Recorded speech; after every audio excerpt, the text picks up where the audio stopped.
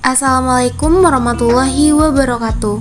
Halo semuanya, perkenalkan nama saya Mutiara Ananda dengan NIM 1208022093 dari kelas Agroteknologi 5A, Fakultas Pertanian dan Peternakan, Universitas Islam Negeri Sultan Syarif Kasim Riau. Nah, kali ini saya akan menjelaskan kepada teman-teman semua tentang keragaman soma klonal. Sebelum itu, kita harus tahu dulu nih, apa itu keragaman soma klonal atau variasi soma klonal.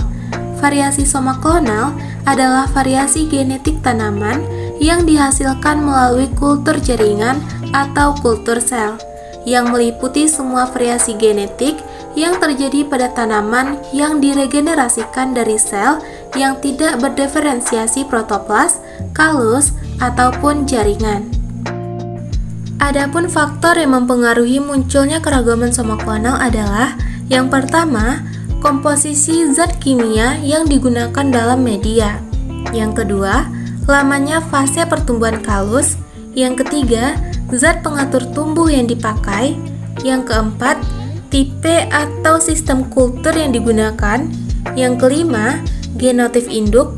Yang keenam, perlakuan fisik lainnya seperti radiasi sinar gamma, beta, alfa, melukai, tumor, dan lainnya, serta yang terakhir adalah sumber eksplan yang digunakan. Selanjutnya, mekanisme dari keragaman soma klonal. Keragaman soma klonal ini dapat diwariskan ataupun tidak diwariskan, yang mana mekanisme pertama yaitu secara genetik atau heritable variation.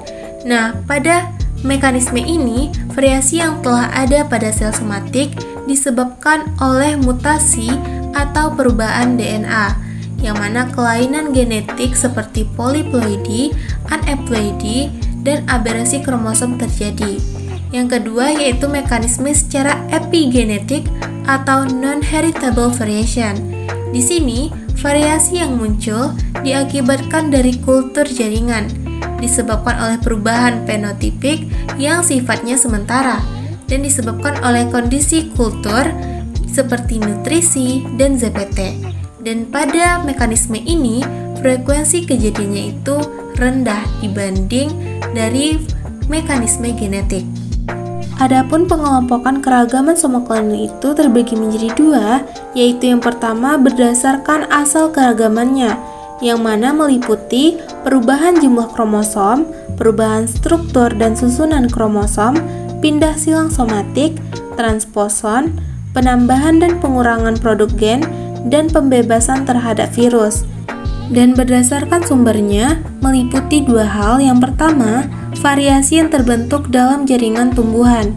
Yang kedua, variasi yang dipengaruhi oleh faktor in vitro, yang meliputi media kultur, pola pertumbuhan melalui regenerasi, jangka waktu kultur dan frekuensi subkultur, jumlah ploidy dan genotip, faktor fisik, dan prosedur yang digunakan. Nah, adapun teknik untuk mendapatkan soma klonal yaitu yang pertama, regenerasi langsung yang mencakup dua hal. Yang pertama, eksplan terlebih dahulu membentuk tunas, lalu membentuk tanaman atau embrio somatik, dan yang kedua, eksplan membentuk kalus terlebih dahulu, lalu membentuk tunas, dan baru membentuk tanaman. Yang kedua yaitu dengan kultur sel tunggal, dan yang ketiga dengan kultur protoplas. Untuk induksi keragaman soma klonal mencakup yang pertama, pengaturan penanaman eksplan yang meliputi pengaturan ZPT, lamanya pengkulturan, organogenesis langsung, induksi kalus, dan kultur protoplas.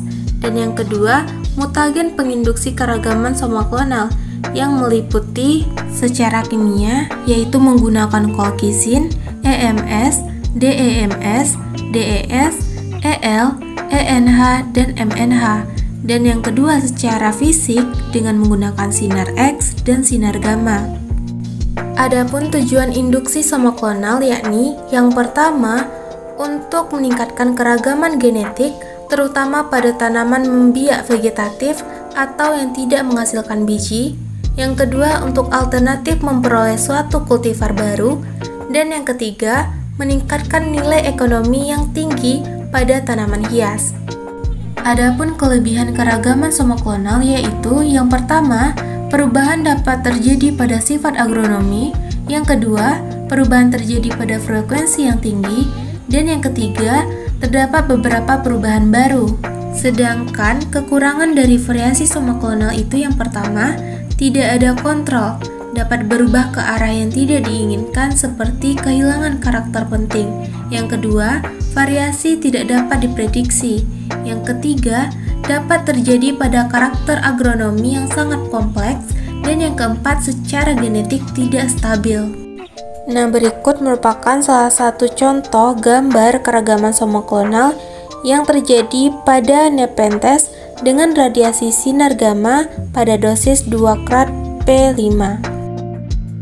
Baiklah, sekian penjelasan saya tentang keragaman somoklonal. Terlebih dan terkurang saya mohon maaf. Assalamualaikum warahmatullahi wabarakatuh.